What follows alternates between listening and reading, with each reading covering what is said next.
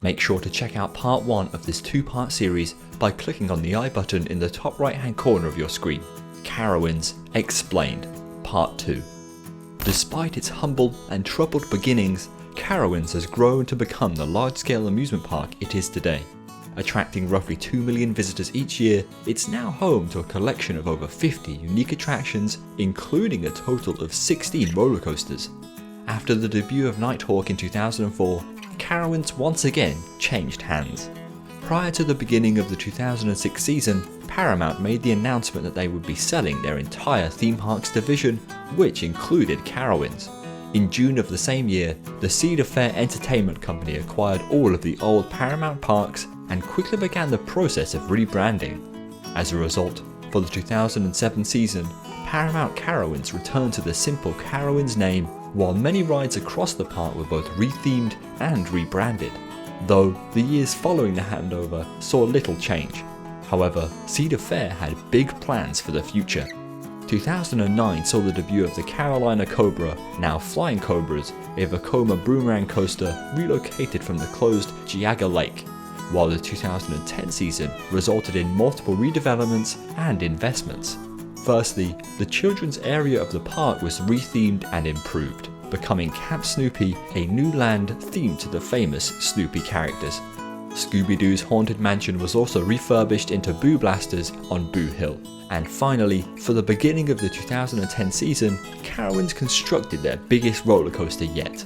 Intimidator, a Bolliger and Mabillard hypercoaster, opened to the public at the huge cost of $23 million.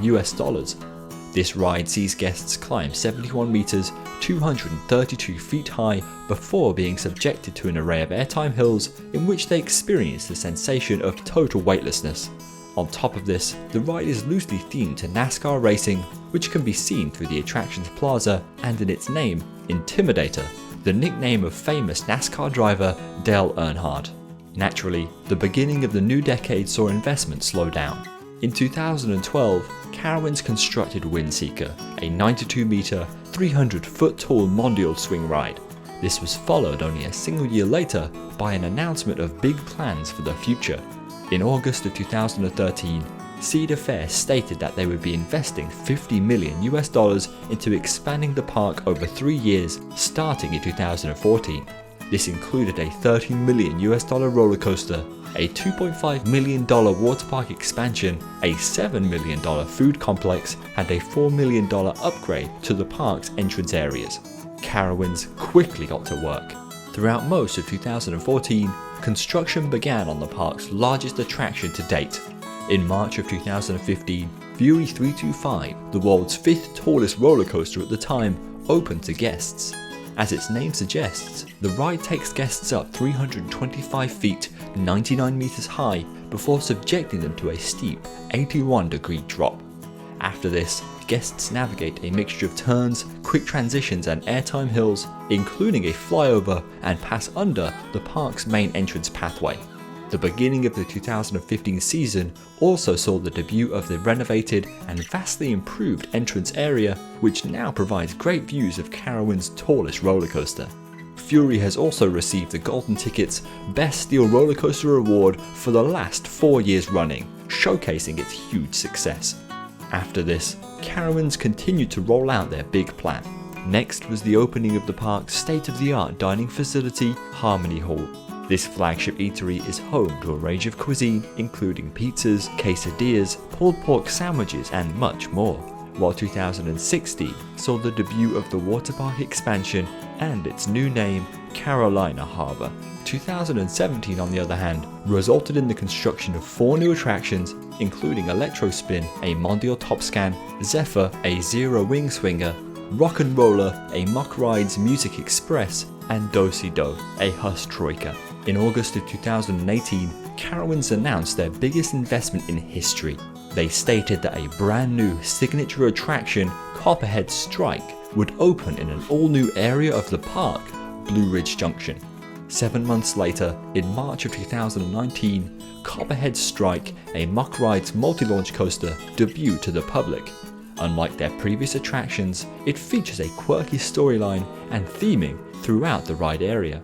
After completing a hardline roll out of the station, guests come to a stop to watch a brief pre-show before launching out of a barn straight into the ride's first vertical loop. The rest of the ride experience is made up of a mixture of tight twists, turns, and even a second launch. Copperhead Strike has drastically helped to diversify Carowinds' lineup, reintroducing a launched roller coaster to the park. On top of the wide collection of rides, Carowinds is also home to a range of events throughout the season. Visitors can watch spectacular fireworks on the 4th of July or even attend Carowinds, a spooky Halloween event. Throughout October, guests can experience multiple terrifying mazes, walk through creepy scare zones, or even be frightened by roaming actors. And in addition to all this, visitors get to ride roller coasters in the dark. At the end of the year, Carowinds is also host to the recently introduced Winterfest event.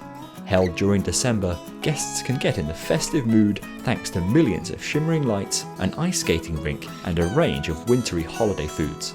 What originally started off as a casual amusement park for the locals is now on course to become a full destination resort. With Carowinds' first ever on-site hotel nearly complete and a range of quality attractions to keep guests occupied, the park's future is very bright.